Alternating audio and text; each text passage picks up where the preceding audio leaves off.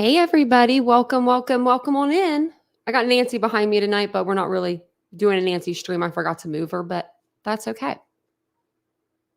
So welcome in. Hopefully you guys can hear me a little better. I turned the volume up a little bit if it wasn't loud before. So welcome on in. Hopefully you guys are having a great day. If this is your first time on the channel, I'm Tanya or TitaniumBuilt, and we do talk true crime daily here. Different cases, different days. So just depending on the mood, that's what we do.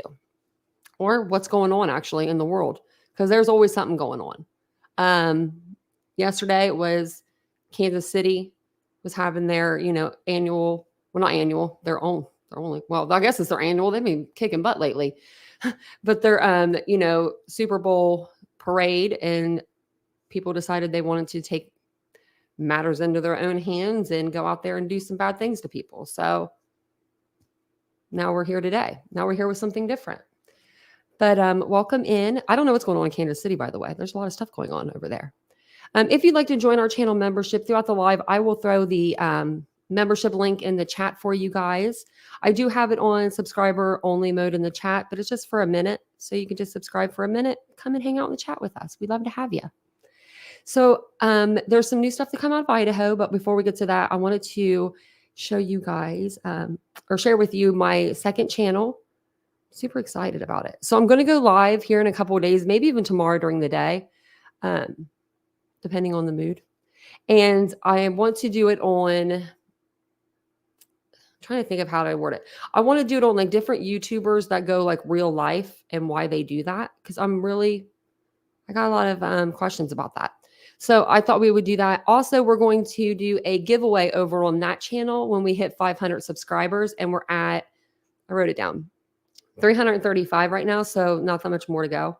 And then also when we reach 15,000 subscribers on this channel, we're going to do a big giveaway. So giveaways all around.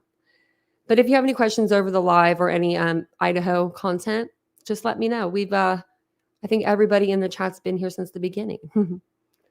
So I'm going to go ahead and see. Let's see. I'll just read my notes. Following me around. That's funny. That's cute. Also, we have been doing like a going back kind of series, going through the investigation through the eyes of Nancy Grace with Idaho.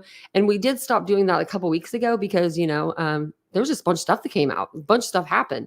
So we will go back to that. Don't worry. I love it. I love doing that series because it just shows us a different, point of view, different perspective.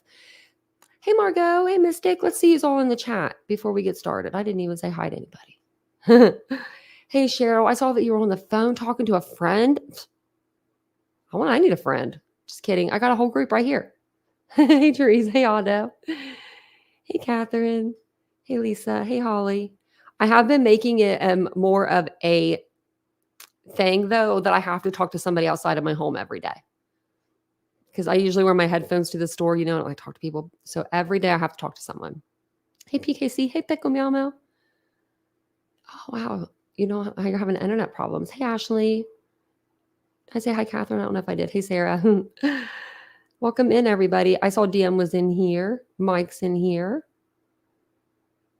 And Teresa, Linda. Well, welcome in, everybody. Amber. Oh, everyone's starting to come in. Look at that. Ask and you shall receive. Hey, Jana Banana.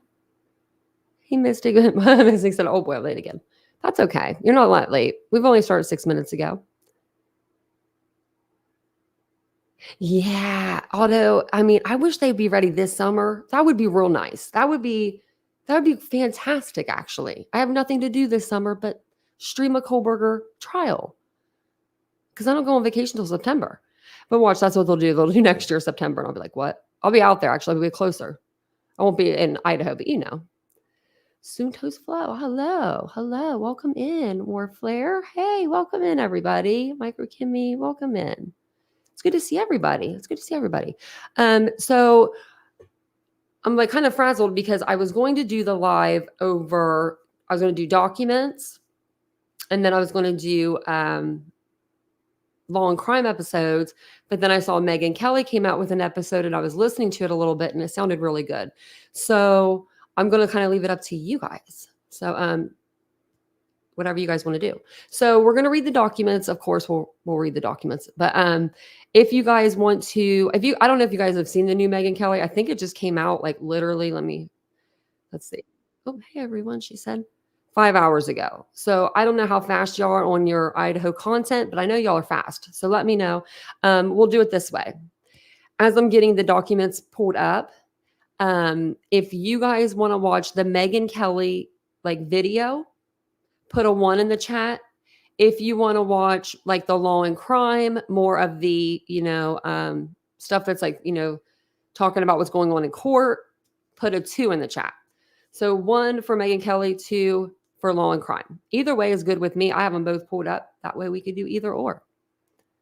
Oh, Sears, thank you.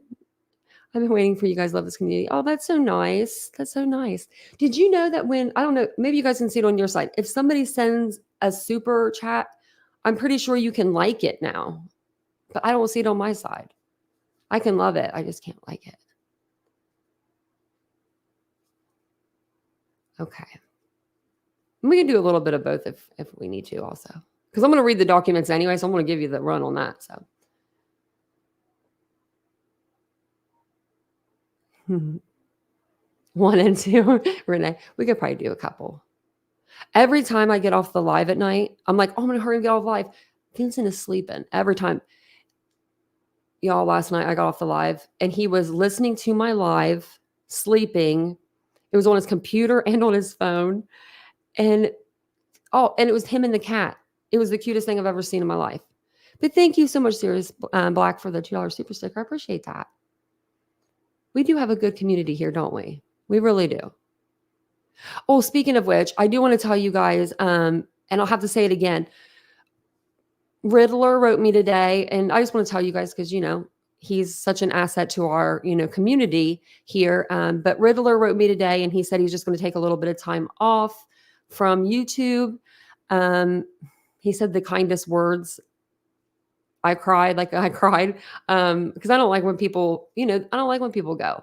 But he said he may pop in the chat and, say hey and leave a like. So if you guys see him, just make sure you let him know that you love him and all that. Because he used to send me like articles every day and cards, and he's just such a nice guy. He's taken the time off, I believe, to be with his mom and take care of her. So DM Riddler is a sweetheart. Really, he's really oh man. I wrote back a really nice email to him. I just told him that he's an asset and no one can replace him. And, but I'm like, dang it, Riddler. I think she's okay. I think she's just getting older and he wants to be with his mom. And I wish that I was in that position. You know what I mean? To be able to be with my mom again and take care of her. And so that's why I was like, take all the time off the internet, because we didn't have the internet at my mom's, when I was staying there after my car accident. So I wasn't on the internet. So we just had time to talk. So it was just really nice to have that time. So I'm going to look up the document here because I wanted to refresh the page to make sure we didn't miss anything new. And of course, everybody and their brother's gotten arrested in Idaho. So you have to scroll down for a minute. And I didn't want to have to scroll with you guys on the screen or with it on the screen because that might make you guys dizzy. It was updated today. Today is the 15th of February. Did you guys have a good Valentine's? Let me know. Let me know if anybody got a new car or anything. Let me know what you guys got. Flowers. If you took a day for yourself. Oh, look at that. I did all that scrolling and it was for just one new document. And I kind of went over this the other night too. Because, I don't like to gatekeep. If I know something, I'm going to tell you guys. Because it was just during a live anyway. So this is basically, they're setting a hearing. Bryan's going to go back to court. Oh, man. It's earlier than I kind of expected. So let me know what you guys think. I thought maybe we wouldn't hear anything for a little bit. DM said, I did not get a new car. What the heck? You did not get a new car. Then kick him to the curb. Just kidding. You got rose and water B-Day is the 18th, so we shall see. Oh. I wasn't all lit up with COVID. No way. Mike, me too. I got the candy on sale too. They got me at whenever you go to leave, I was like, "Ooh, I forgot candy's on sale." Well, good. I'm glad you guys all had a good time. Ashley, I bet you had a wonderful Valentine's. I can only imagine. I already know Boo probably had the best Valentine's because I could just tell that you're a romantic, Ashley. Your son got you flowers, Jana. That's so sweet. Vincent came into the bathroom and he said, I was like in the bathroom getting ready, and he said, Should I call or text my mom and tell her happy Valentine's Day? And I said, absolutely. Absolutely. You should. And so he did. I mean, my mom loved that kind of stuff. So I said, absolutely. And then he did. And he came back and I kind of made a joke. And I said, you're probably the favorite child right now. I made a little joke. Hello, Bug. Coming in here with a different emoji and everything. Well, welcome on back in. It's like you never left. I feel like I just saw you. So this is going to be an order setting hearing for Bryan Kohberger. And I didn't download this, and I usually highlight these for you guys, so I did it. But it's for the courts. It's the court document. It's not from the one or the other. So based on defendant's motion to allow certain experts and investigators protected access to view IgG material, defendant's motion, because that's what we read last time on the live about the they wanted to let 3 of the experts that they had, 3 out of the 4 experts that they had called earlier, they wanted to be able to allow them access to the IgG information.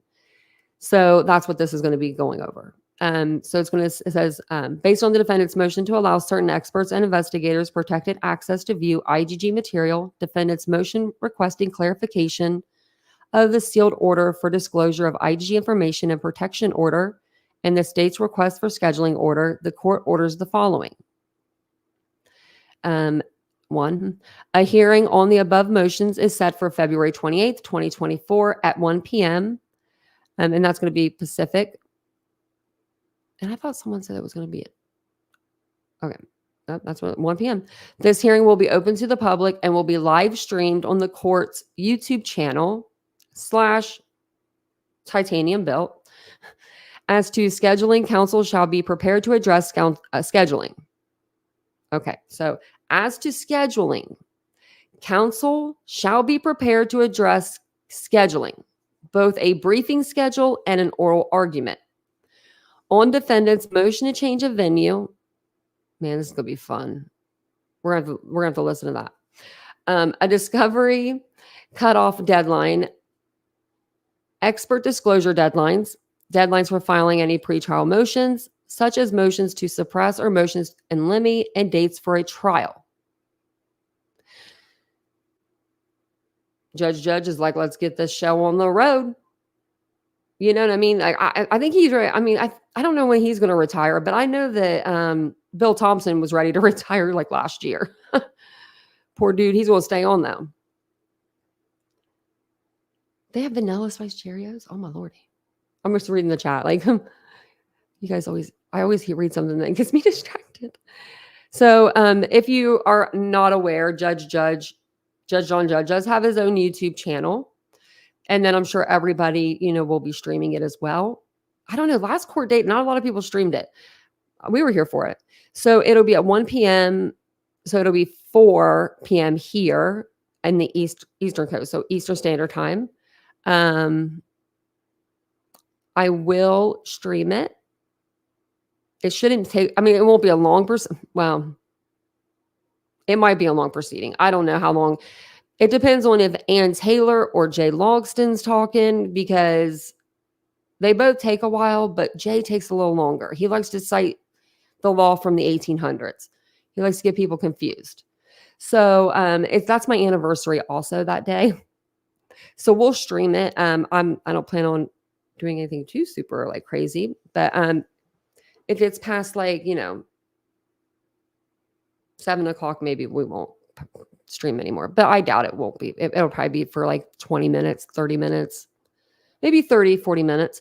And since it'll be live streamed, we don't have to wait on, the court TV to like release it. So that's always a good thing too. So, And you know me, I won't move my butt if there's a court hearing going on. Winter's sewing? Oh, I don't know how to do that. Michelle, Judge seems like a really cool guy. He really, genuinely, I think so too. Jay is sassy. Michelle, he really is. He's like, wonder whether that, I don't have that picture of them walking into court, but he has his hand on his briefcase and the way he has his hand on it. I'm like, when they take a picture, do they smile automatically? Because they just smiled, you know? Well, I think he agrees with both. I think Judge agrees with both sides. I think he does. I think he's pretty fair with agreeing with both. I mean, shoot, they want a whole other year for trial or a year and some months. He's like, oh, we might have to do that. I'm like, oh, okay. Oh, Ashley, those are nice. Good for you. Super Forester. We need a new car. Okay. So I wanted to show you guys this before we watch, and then we'll watch that Megyn Kelly video. Basically, that's really all they really talk about in the long crime videos. Anyway, it's just this document. I saw people going and doing like full lives over one document. And I was like, y'all, that's when I came back on and I told you, I was like, they just have court on the 28th. And I believe that someone actually on long crime said the 29th. I think it was Anjanette Levy. So she got that one wrong. So if you guys don't know who Brian Walsh is, this is from Brian Walsh decided that he wanted to come out and talk about the Idaho case, I guess. And why, I mean, from who better than somebody that's, lost a child, I guess. If you're unfamiliar with John Walsh, he had a little boy and his wife and his son were at the mall. And I believe it was in like the early 80s, and his son wanted to play at the arcade. I believe it was like the arcade at the mall. And back in the 80s, things like this didn't really happen. I'm not like, I don't know, you didn't hear about it, but she let him go just like a little bit away. She could see him turn around for a second and he was gone. I mean, terrible. So now he fights for justice.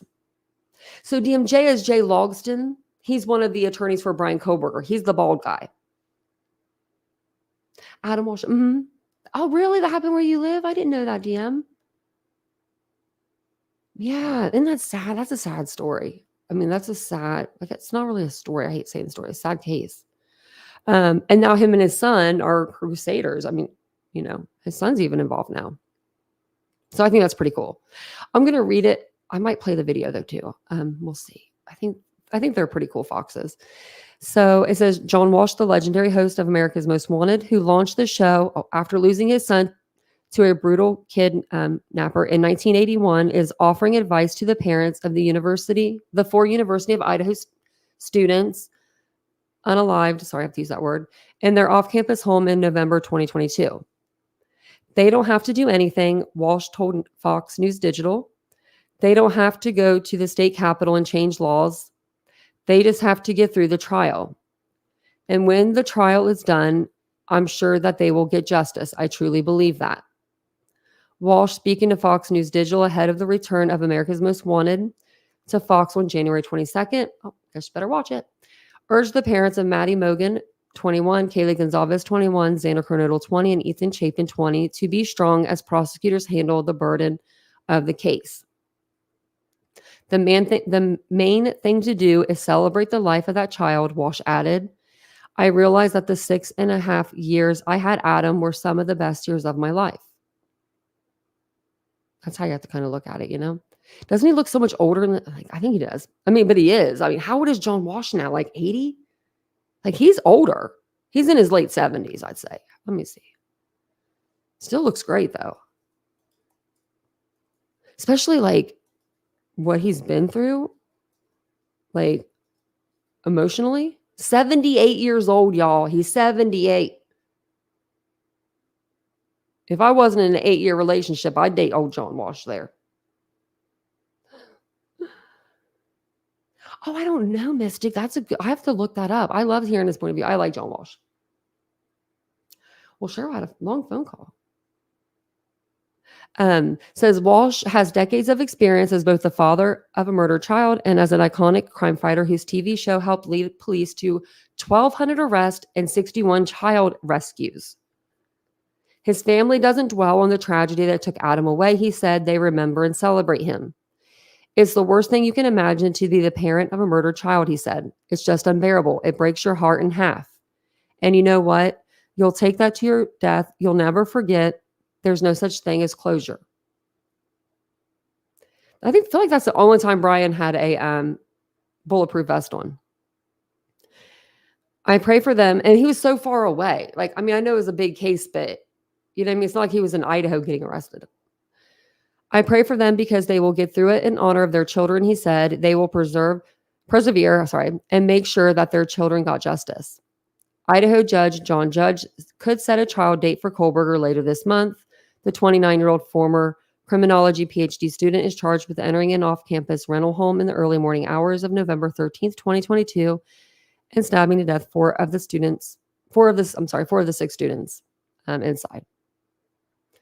Under Megyan's body, police found a K-bar knife sheath that prosecutors say had Kohberger's DNA on the snap. Investigators also say they linked his car, a white Hyundai Elantra, to the crime scene, and that his phone records show he allegedly stalked the victim's home a dozen times before the crime.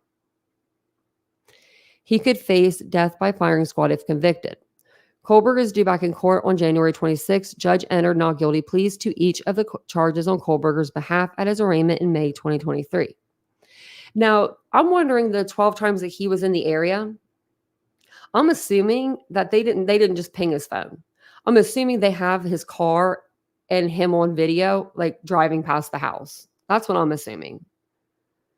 I'm assuming that it wasn't because he was connecting to any Bluetooth or any of that nature. I think they just got him on camera. Just got him on camera. Going around. Probably, I mean, used his phone too, but I'm sure they have like plenty of and they have the one at 1112. They have the one across the street. I think they have one down the road on the corner or something. That was all those houses are marked off. So, but Megyan Kelly, let's see. She in our new episode is answering your questions and responding to the feedback you sent. So she takes a deep dive into the University of Idaho, murders and the suspect Bryan Kohberger. She's going to look into what we know about the DNA found at the scene, the confusing targeted messages from police, and what the autopsies have revealed. Okay. What Kohberger's family may have suspected and more. Sounds like a pretty good episode. I don't know. I just watched it the one time with Nancy. She's very, I don't know. Her voice is like monotoned a little. Like she's very newscastery, I guess you would say. So I'm going to go ahead and play this. If you guys don't mind just taking a second to hit that like button, it really does help the channel and it helps get us into the algorithm. And I would really appreciate it. It's free. It's totally free to do. I'll try not to pause this too much, but if she says something that's like, whoa, well, I definitely will pause it and we'll see. I like her little martini bar set up there. I mean, you never know when a girl's going to need a drink. Everyone, welcome to the Megyn Kelly Show. I'm Megyn Kelly. In December, we brought you 5 episodes of a special series devoted to the quadruple murders in Idaho and the arrest of suspect Bryan Kohberger. The response we received was overwhelming in emails sent to me at Megyn, Megyn, at megynkelly.com, in comments on YouTube and our other social platforms and the Apple reviews. We were very grateful to hear from all of you, and we're very glad that you enjoyed it so much. Many of the comments we received were requests for more coverage, a little further digging into outstanding issues around this case. These questions are what inspired this 6th episode in our series. Don't miss a moment. Subscribe to this show on YouTube and follow me on Insta, Facebook, and X. Let's discuss a crucial aspect of your financial health. Okay, she's doing a commercial. I thought she was. It's time to face shortly after 4 a.m. in their 3-story home. Those students were Ethan Chapin, Kaylee Gonsalves, Xana Kernodle, and Maddie Mogan. These were horrific, brutal murders up close, personal, and completed in the span of less than 20 minutes. Two other surviving roommates, Bethany Funk and Dylan Mortensen, were home at the time. We would later learn that Dylan Mortensen told police she saw an intruder in the home that night, a man who was wearing a COVID-style face mask and who she described as having bushy eyebrows. Approximately 6 weeks after the murders, an arrest. The suspect, 28-year-old Bryan Kohberger, a graduate student at nearby Washington State University, getting his PhD in criminology. He was taken into custody back at his family home in Pennsylvania in the Poconos and charged with all 4 murders. In our earlier episodes, we went through the arrest, Kohberger's past, his disturbing online writings, the prosecution and defense cases, and much more. Before we get to your questions, we begin with where the trial stands as of now in February 2024. We do not expect this trial to happen anytime soon, and it might not even happen in Idaho, where the crimes took place. On January 31st, Kohberger's lawyers filed a change of venue request, arguing the, quote, extensive inflammatory pretrial publicity, end quote, could damage their client's chances of a fair trial. The request says that a, quote, fair and impartial jury cannot be found in Latah County due to the area not having a large enough population center to avoid bias in the community. At a motions hearing the week before, Latah County Prosecutor Bill Thompson pushed back on the notion that the venue must be changed. He said the case was everywhere, meaning a change of venue wouldn't have any effect. He argued that they owed it to the people in that county to at least attempt to seat a jury here first, as he put it. At that hearing, we got a clue about when the trial might take place. The prosecutors would like it to begin this summer of 2024. So sometime around June, when the university students are mostly no longer in town. Kohberger's public defender, Ann Taylor, however, said that timeline was not realistic in any way. She said if the venue does not change, she will be pushing for a start date of summer 2025. So for now, we wait, although we do have one noteworthy date. On June 25th, 2024, famed journalist and author Howard Bloom's new book on Kohberger and this quadruple murder will be released by HarperCollins. What date was What date was that? What? I've been wondering where he's been. Okay, y'all. I've been wondering. Has anyone else been wondering where Howard Bloom's been? Because ever since he put out that article about Steve Gonzalez and he's like, this ain't his words. And then he pretended like they were his words. He dipped. He's been out. June 25th. Thanks, BKC. I'm gonna buy that. I don't want to buy it. Man, maybe I'll buy the book and then we'll pass it around. Don't anyone else go buy it. I'll give it to you after I'm done reading it. Because I hate that. Like when people are like, don't go watch that. And then everyone goes and watches it. Or everyone goes and buys it, because it's like the guy is really speaking craziness, I feel like. I mean, we've read all the Howard Bloom articles on the channel. I'm not going to lie. Because we got to see what he's going to say. But some of it's like, what? It's called Hey, When the Aries. Night Comes Falling, a requiem for the Idaho student murders. Bloom's reporting on this story for Air Mail News has been fantastic. His writing, captivating. We used it as part of our 5-part series back in December. And from what I know about the book, he has much more new reporting coming out. And when the book hits, we will have Bloom on to talk about it all. But now we want to get to your questions. One of the most asked questions that we received was about the biggest development in the case, which happened after we aired the series. On December 28th, almost exactly 1 year to the day that police arrested Kohberger, University of Idaho officials demolished the house at 1122 King Road where the murders took place. The demolition began early in the morning and was completed within 2 hours. Police were on hand to monitor the process. University President Scott Green said, quote, it's time for the house's removal and to allow the collective healing of our community to continue. But before the trial, what if the jury wants to see the house themselves? He also noted that both the prosecution and the defense were given access to the house, which they did take the university up on, and that neither side requested that the home be retained. Last month in episode 695 on the Megyn Kelly Show, I talked to Nancy Grace about this decision. I can't believe they did this.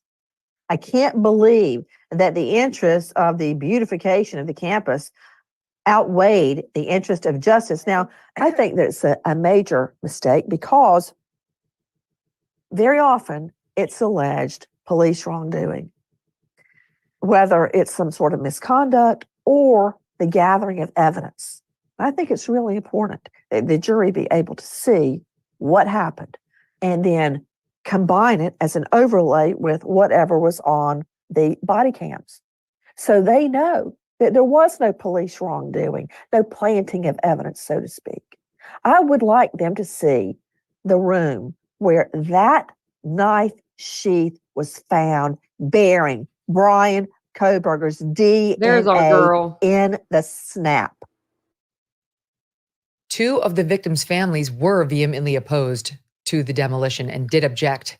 The loved ones of Kaylee Gonsalves and Xana Kernodle speaking out before the house was torn down. Quote, "There may be additional discovery by either party that prompts one side or the other to go back to the scene of the crime."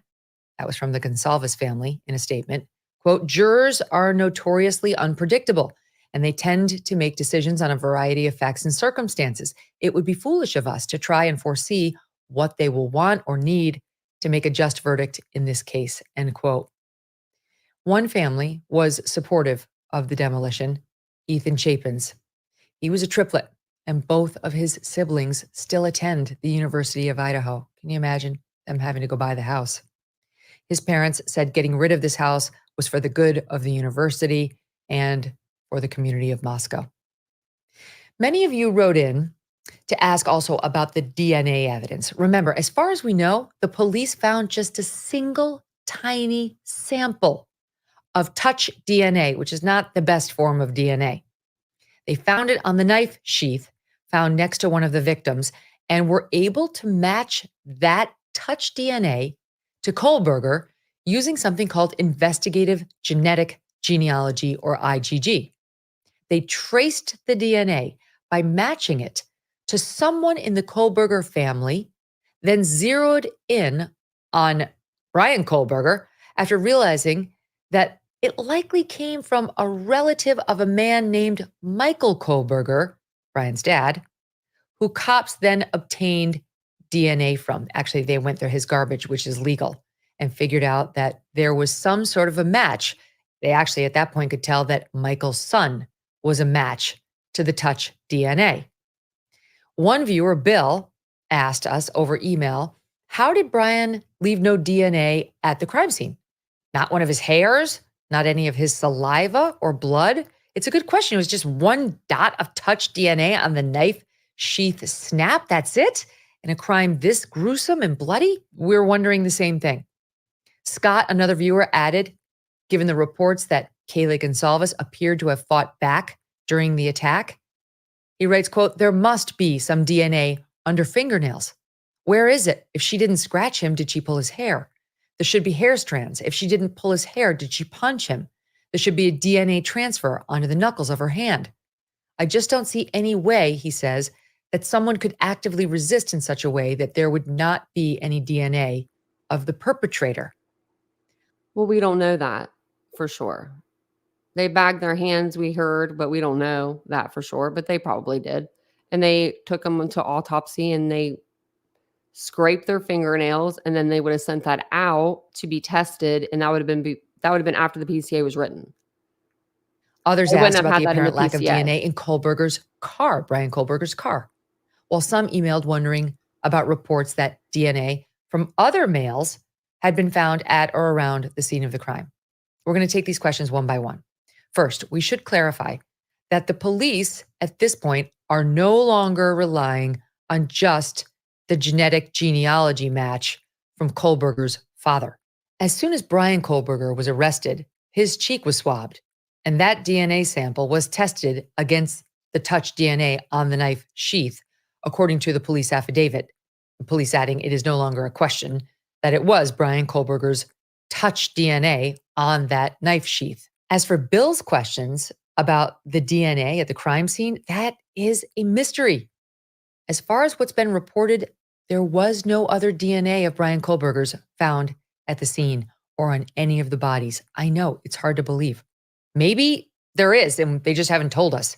The prosecutors might have more, but so far, neither the prosecution nor the defense is saying there's anything more than this touch DNA. This is going to be a big question at trial, but all reports we have seen so far point to the DNA on the knife sheath as being the prime, and it appears for now the only evidence that will be presented to the jury when it comes to DNA. Remember, it's believed that the killer, Kohberger, allegedly wore protective clothing, a mask, and probably, almost certainly, gloves. Then there's the question about the lack of DNA in Kohberger's car. That one has a bit more of an explanation. Kohberger was arrested more than 6 weeks after the murders took place. He drove that car across the country with his father, Michael, going home for Christmas break 1 month after the murders. While in Pennsylvania, reports are he was seen getting the car cleaned, including one report saying he had used bleach. All of this is believed to have happened while cops had their eye on Kohberger, but before they could get their hands on the car itself. It's possible that the cops went and retrieved some clues or discovered some evidence from the facility where Kohberger cleaned the car, like after he left. But if they did that, it hasn't been made public. If they did not do that, then it appears to be the case that they watched him clean the car, potentially destroying evidence, and did zero about it. The car is in police custody now, and they may have found DNA evidence that has not been publicly disclosed. They're definitely ripping that car apart. We doubt it, however, because the defense is saying publicly that the police found no DNA in the car. The question about the other male DNA found at and around the house is an intriguing one. All right, this is one of the other questions, as I mentioned. In a June 23 filing, one of Kohberger's defense attorneys, J. Weston Logsden, wrote about the existence of other male DNA found at the scene. Now, keep in mind, this is a defense lawyer. Here's how he described things. Quote, by December 17th, 2022, lab analysts were aware of 2 additional males' DNA within the house where the deceased were located, and another unknown male DNA on a glove found outside the residence on November 20th, 2022. To this date, the defense is unaware of what sort of testing, if any, was conducted on these samples, other than the STR DNA profiles.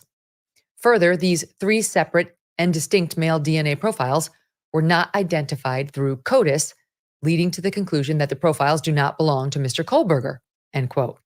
CODIS is the Combined DNA Index System, which is a national DNA database maintained by the FBI. If you're a criminal and they've tested you, you're probably in there. The defense is claiming the other male DNA samples were not ever identified and therefore do not belong to their clients. So who are these other males? You can bet the defense is going to make something of this at trial. Why didn't you investigate? Could that have been a suspect? We don't know who these other males are.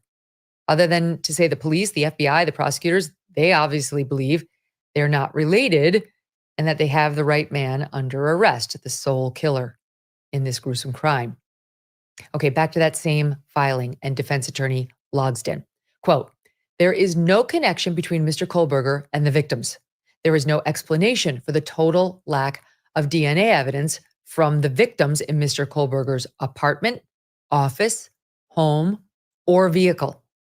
In essence, through the lack of disclosure and their motion to protect the genetic genealogy investigation, the state, this is again the defense lawyer claiming this, is hiding its entire case, end quote.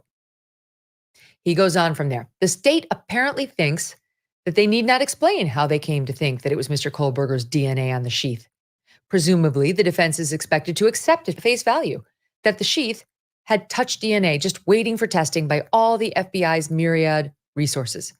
Additionally, the defense is to guess whether the state focused its investigation on Mr. Kohberger via a bizarrely complex DNA tree experiment, end quote. You can see what they're doing here, right? Planting doubts. What's genetic genealogy? Is it reliable? Why can't we get more info? We need to know more. This whole thing stinks. The defense continues, the state appears to be trying to hide its original domino such that Kohberger cannot discover why he was targeted.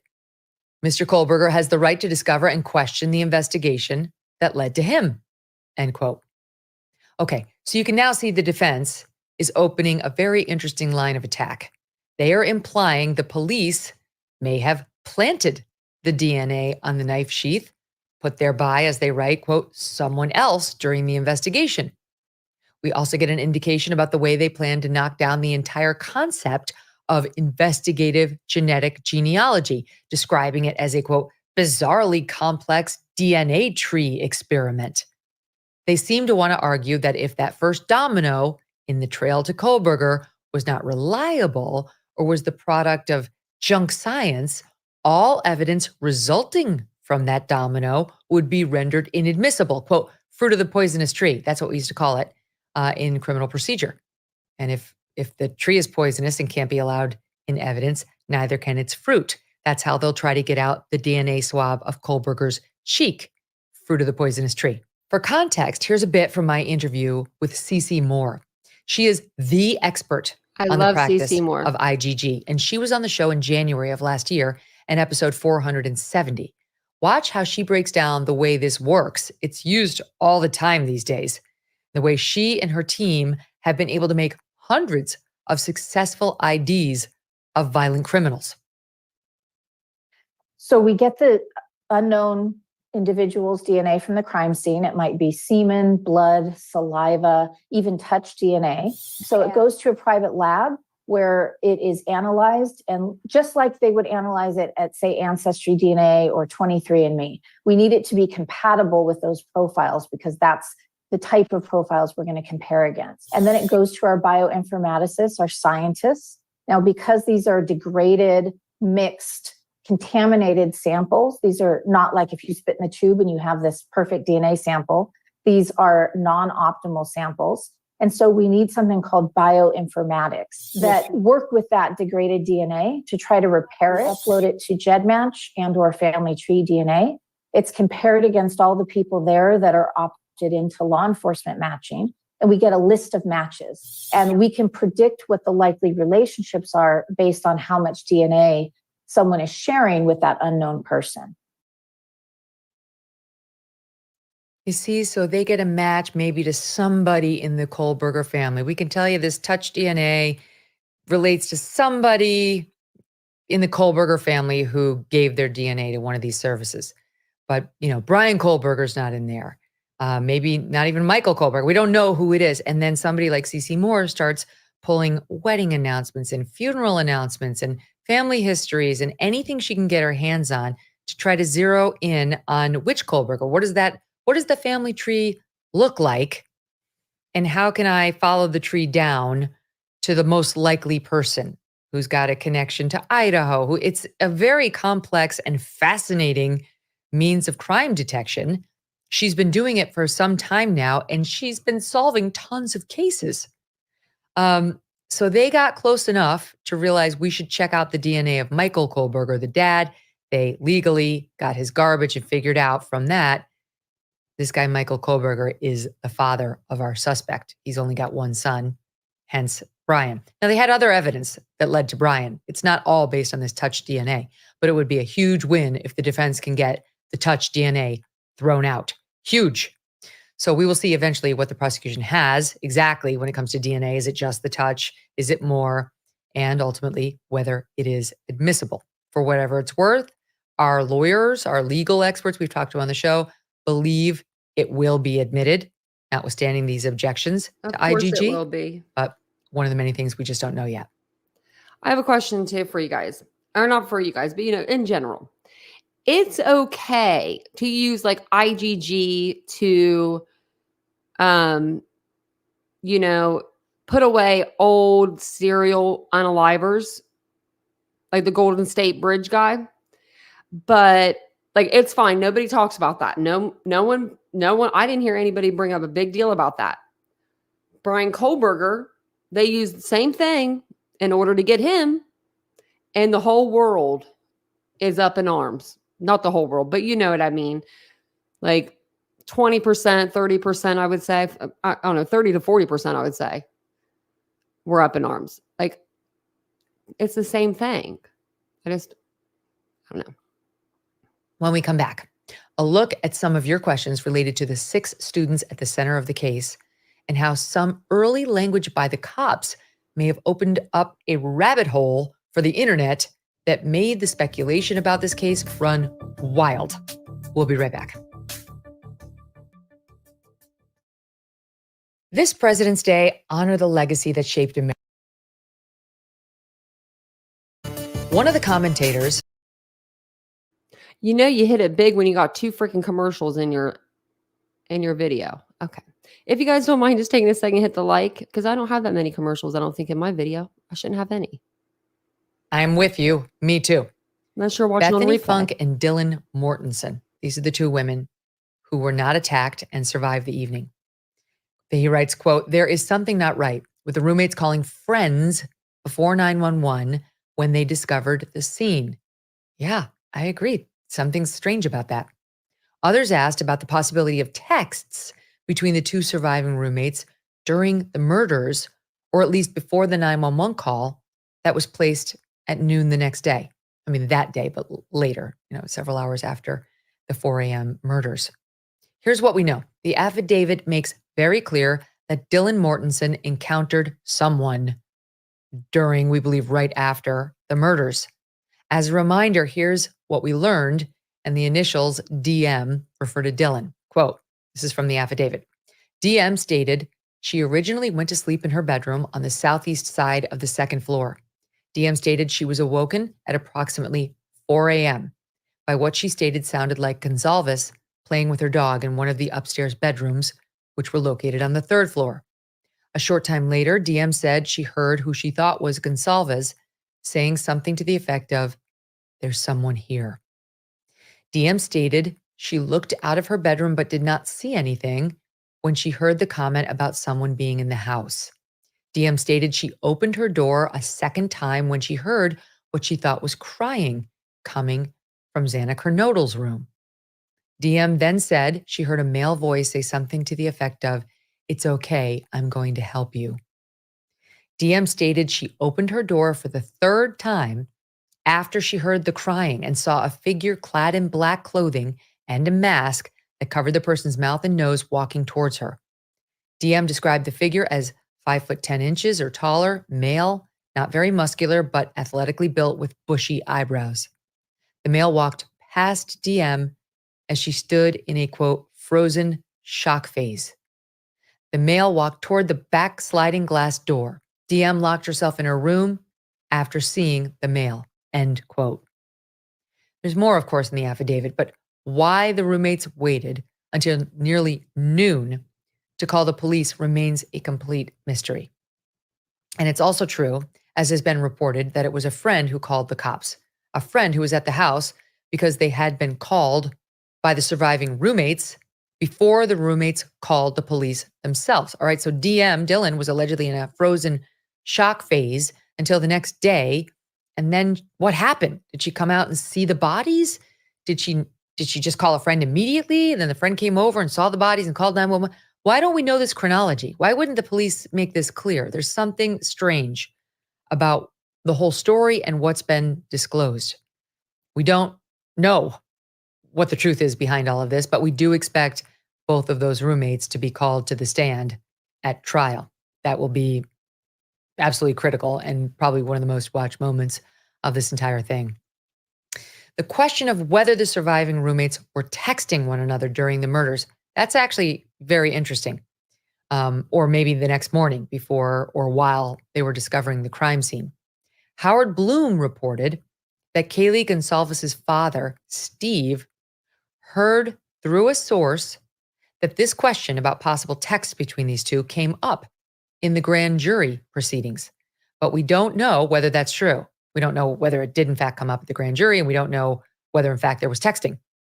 The police certainly do have their cell phone records, and if there were texts, So Howard Bloom we're don't know gonna anything. But we have to wait till the trial.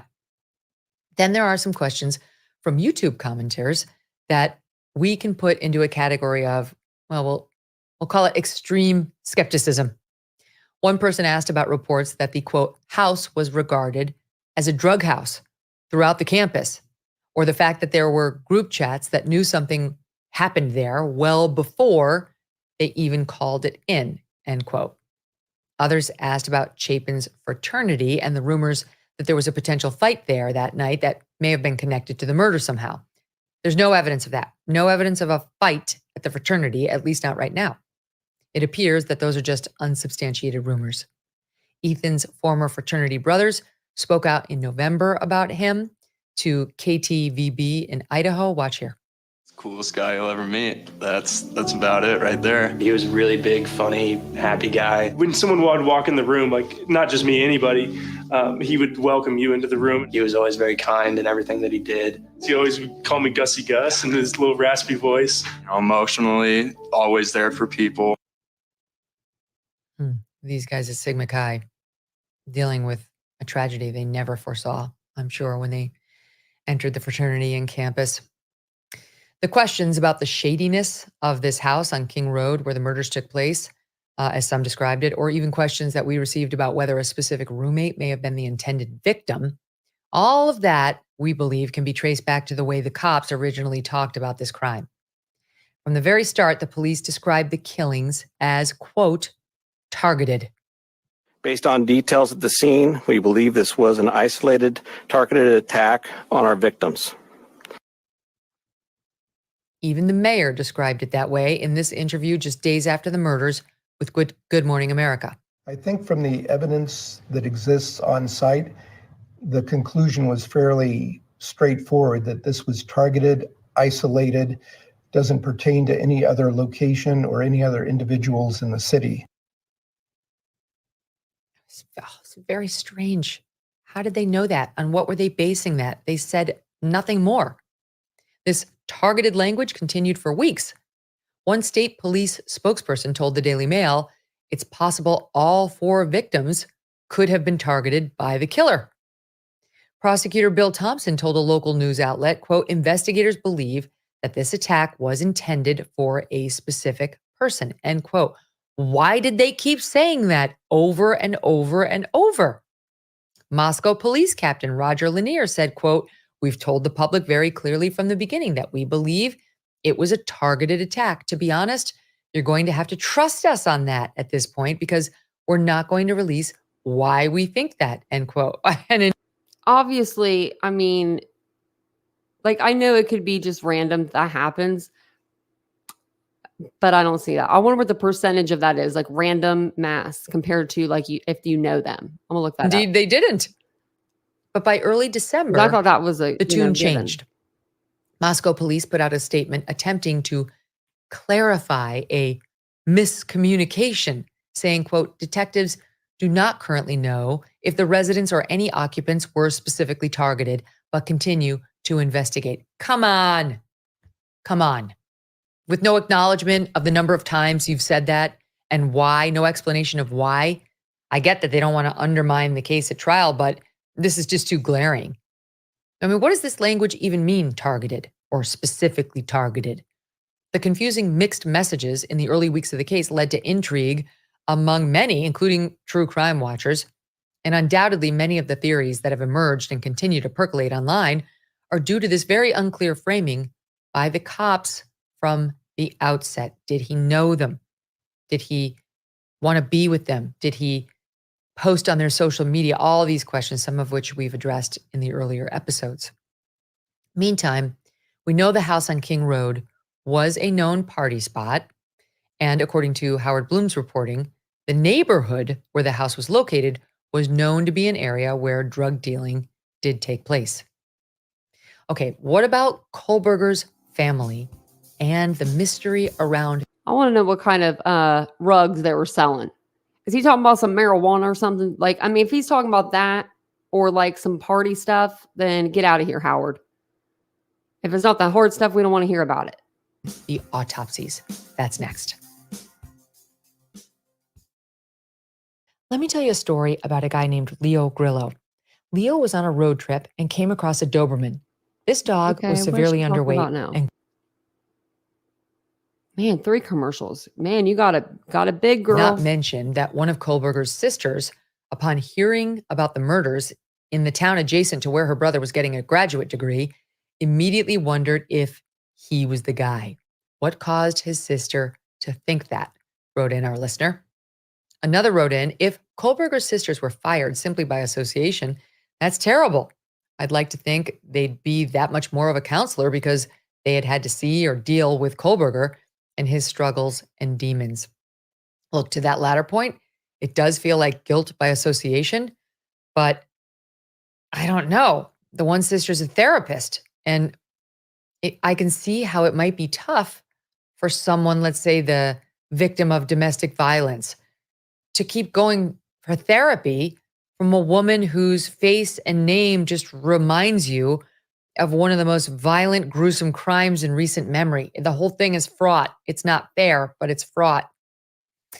News Nation did report that both sisters were fired from their jobs shortly after Kohberger's arrest. Watch. Both of I have them? now learned that Kohberger's 2 sisters have both lost their jobs since the murders and were let go because of their relationship it was with just their one. brother, Bryan Kohberger. Kohberger's older sister was a school counselor, and we know his younger sister, at one point at least, was working as an actress. Both of Kohberger's parents are retired, and I'm told the family is in very, very bad shape financially right now, especially because the sisters are now unemployed.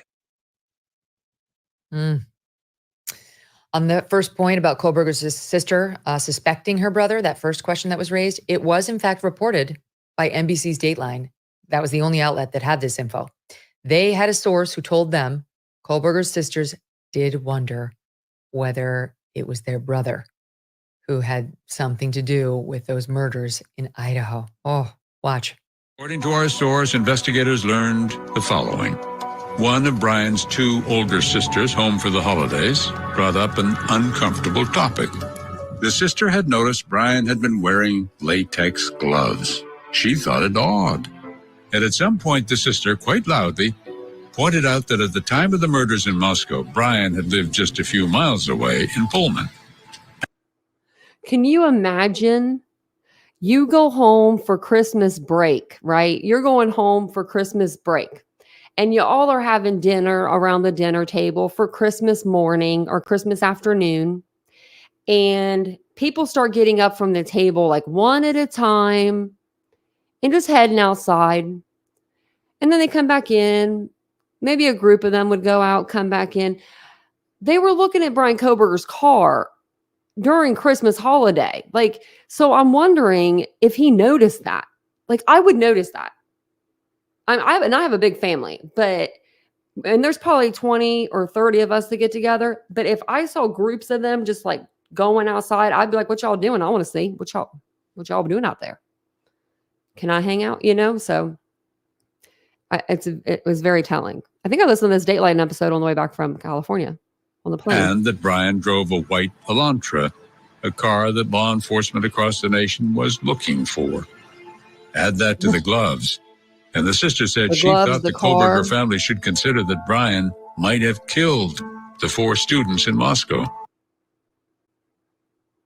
I mean, imagine being this sister, knowing about these horrific crimes, knowing that your brother, who by all accounts was a very, odd, disturbed guy, lived right there, has the same kind of car that they're looking for, and now he's back at home wearing latex gloves throughout the house. I'm sure she did suspect him. And there's probably some willful blindness by a family member to the harsh realities, but somehow it may have penetrated even that.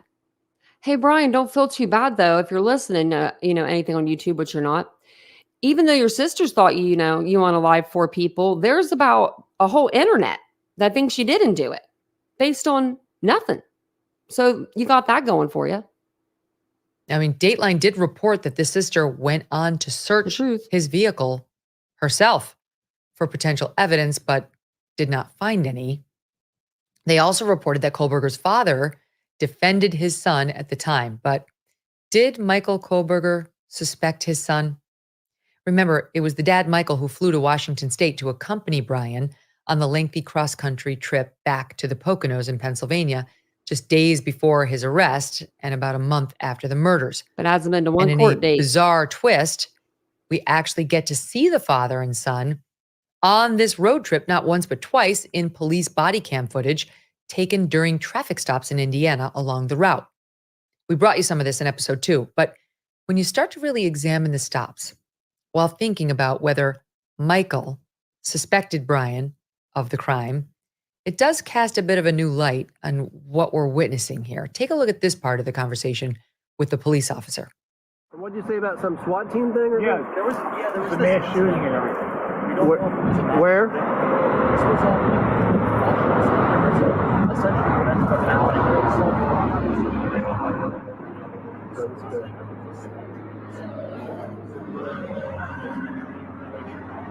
Interesting. well, it's horrifying. He told the universe, you know what I mean?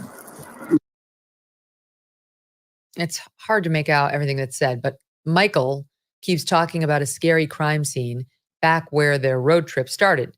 Not the quadruple murder case in Idaho, but a SWAT standoff that turned deadly in Washington State more recently. And On that December wasn't a 15th, mass just slightly more than a month unaliving. after the I'm pretty sure his dad says in that, like, there was a mass SHOOTING. No, there wasn't. No, sir. Idaho murders, a man was killed on the WSU campus during a standoff with cops. On the evening of December 14th at approximately 8:30 p.m., police officers responded to a report of a weapon offense. According to the initial police news release, a man in his 30s was threatening to kill his roommates. Now, the roommates were safely removed, but while Pullman, Washington police officers attempted to speak with the man making the threats, he barricaded himself inside the apartment. Crisis negotiators and SWAT personnel had to respond to the scene. According to the police, quote, after unsuccessful negotiations, escalating behavior, and continued danger to the public and officers, the male was shot, end quote. This happened at 4:22 a.m. That man died at the scene. Now, the man turned out to be 36-year-old Bryan Kohberger, a Purple Heart recipient who, according to his friend, was suffering from mental illness after a possible traumatic brain injury from his time in Afghanistan. It's a sad and a strange story, but if you Google Bryan Kohberger and Bryan Kohberger, you could wind up down a rabbit hole for days on the internet. And while they lived near each other and have the same initials, there appears to be no connection between these two men, except that traffic stop, sort of, where Michael keeps bringing it up while sitting next to his son, Bryan. He seems uneasy. Maybe he's thinking of the criminology student he raised and the crimes in close proximity to where his son resided. Maybe even hoping that the dead man may have been responsible for that quadruple murder. Certainly not his son. Finally, we got several questions from our audience about the coroner's comments in this case and the autopsies. Some strange statements from her, a lack of information or unclear information when it comes to the bodies. Now, Kathy Mobbitt is the Latah County coroner, and she has been in this position for 16 years. Shortly after the murders, she spoke out to several news outlets. You don't often see that with the coroners, but here she is with NBC News 4 days after the victims were found. It's pretty traumatic when there's 4 dead college students who have been stabbed to death in one location. And to local news outlet KREM. Well, there was a lot of blood. Everybody. It was, yeah. And a Banfield. It's a very sad scene. I don't like, when do you just don't see the coroner speaking out every day in the wake of these murders. Usually they leave it to a police spokesperson. It's a little strange, but also watch how she talks about the murder weapon. You're ruling all 4 deaths homicides? Yes. Okay. And can you give us the manner of death? Yeah. I believe that the press release was that they were from a sharp object. So stabbings. Yeah, I will know more after the autopsies tomorrow. She's citing a press release? I mean, okay, it might just be a person with very little media training, but then why would she be out there? Why did they put her out there? This is a small town and something big happened and they were feeling a little into themselves, I believe. I believe she was feeling a little into herself. Like, I'm the coroner. You know, you were voted in, honey. I don't even know what that doesn't even make sense. But her other actions drew some Thank you, backlash Lenora. from the family themselves. The lawyer for the Gonsalves family said that Mobbitt had made, quote, personal phone calls to some of the family and released a lot of information that investigators did not know about, end quote. Steve Gonsalves, Kaylee's father, told Fox News that Mobbitt was releasing an inappropriate amount of information to the families, like the specific injuries to the students done through personal phone calls to the families, he said. Again, I haven't heard of that, where the coroner is interacting directly with the families about the specific injuries as opposed to the police or the detective running herd on the investigation. Of course, this information has largely stayed out of the press. We have heard some details, like Kaylee's parents telling CBS in September what Mobbitt said about how Kaylee and Maddie were found. Some of the overall confusion likely came from how the 4 victims were described in the Kohberger arrest affidavit and the inconsistencies. All right, so let's walk through some of it. Xana Kernodle's injuries were described in the affidavit as being, quote, caused by an edged weapon. What does that mean? We have this on a file too. I have it on like a spreadsheet if you guys ever want to see it. Like, why can't they say knife? What does that even mean? Of Kaylee and Maddie, they were, quote, visible stab wounds. Is that a distinction between an edged weapon? For Ethan Chapin, the section begins by saying he was, quote, deceased with wounds later determined, end quote. And then there's a curious redaction before continuing, quote, caused by sharp force injuries. What's that? Even stranger, in that affidavit, Ethan's section references a date for the autopsy report as December 15th, 2022. And that's more than a month after the murders, and also nearly a month after the initial autopsies were reported to have taken place. What? This confusing inclusion led some to question whether there had been a second, later autopsy. We simply don't know. We don't believe there was, but we don't know. We also don't know the number of stab wounds on each victim, and typically they would release that. This is relevant to the timeline and, of course, the ferocity of the crime, which the prosecutors will want to introduce. Remember, prosecutors will try to prove that Kohberger committed these 4 murders in a short window of less than 20 minutes on 2 different floors of the house. The defense is going to want to argue it's impossible. And so even the defense may want to point out the number of stab wounds if it was high, to try to say how could he possibly have done this? There had to be multiple people. Who were they? Where are the connections? All of that. Now, these details are sure to come out at trial, but as we told you at the beginning, that trial is not yet on the horizon. Until it is, we expect to get more. There will be more leaks and so on, but between now and then, we'll stay on it. We'll bring you the latest on this shocking and just tragic case. And you keep sending your excellent questions and comments to me. We have amazing amateur crime sleuths in our audience. You guys had such interesting and good, provocative, advancing the investigation type thoughts. And we learned a lot from you after, we reviewed your comments to our earlier episodes. The email is Megyan, Megyn, at megyankelly.com. You can also post on our social media channels or go to the Apple reviews. Why am I still playing that, guys? I'm so sorry. I was just listening to her go on about her own Apple reviews and all of her good stuff. So she's done talking. Sorry about that. So sorry. I was trying to see if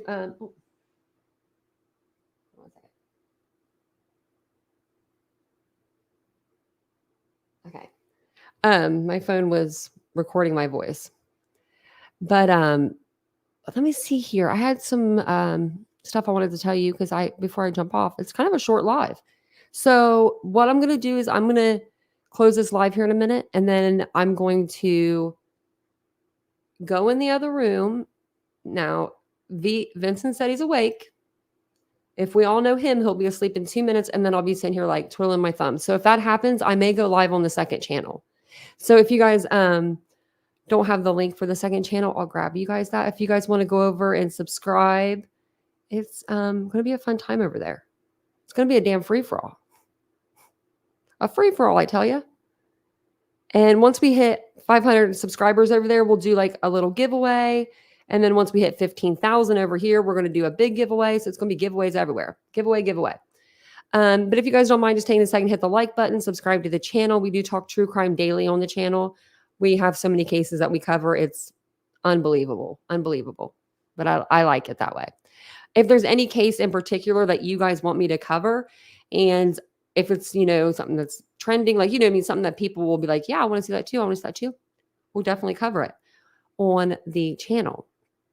I did start a poll, but I didn't realize I was going to be starting it that fast. So I'll give it a few minutes.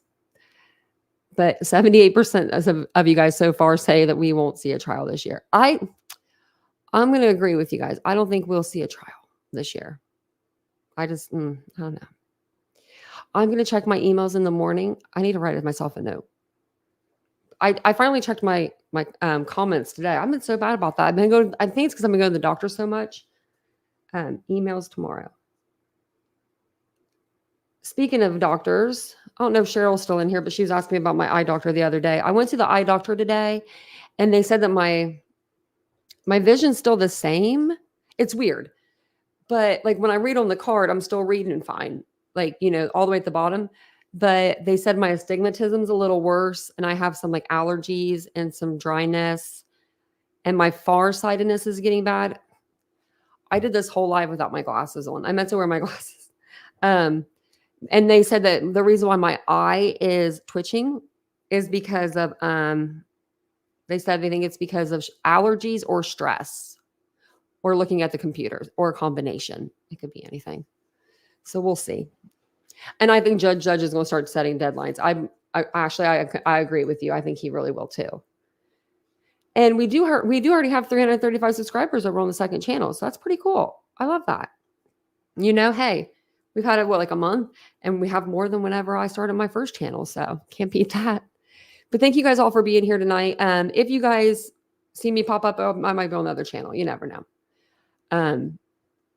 And what else? Anything else? I feel like there's something I'm just going to tell you guys and I forget, but I don't think there is. We're going to do a members only live this very soon too, because I've got some stuff I want to talk to you guys about, and we'll do it in our members live. What else? I still want to come out and tell you guys my story and everything. I want to do that still. It's very like, on me, it's very it's a lot like on me to tell it. So I am going to tell it. I'm trying to think of the right day and right time. Also, I want to go back to Chelsea Grimm, and I want to tell you guys the rest of the, what I think about her case. And I still have the stream up from like December something. So we got to get back to that. It's been way too long. But I appreciate you guys all being here tonight. We will be going back to the Adam Montgomery case. I just wanted to take a couple of days off. Give us, we did talk about a lady putting her baby in the oven last night, but I felt like we needed a break from Harmony. I needed a break from watching the trial. It was breaking my heart. But I do want to get back into that tomorrow. Also, Delphi, there's some stuff going on there. I want to get into that. There's a lot of stuff going on. So, and then also, Idaho, we will go back to the series that we were doing. And then also I have a couple more things up here that are bookmarked. And I want to do the Paramount Plus thing with you guys and just tell you guys what I think about it. So we'll do all of that in the next couple of weeks. But thank you guys all for being here tonight. I appreciate it. You guys are the best. You really are. You are.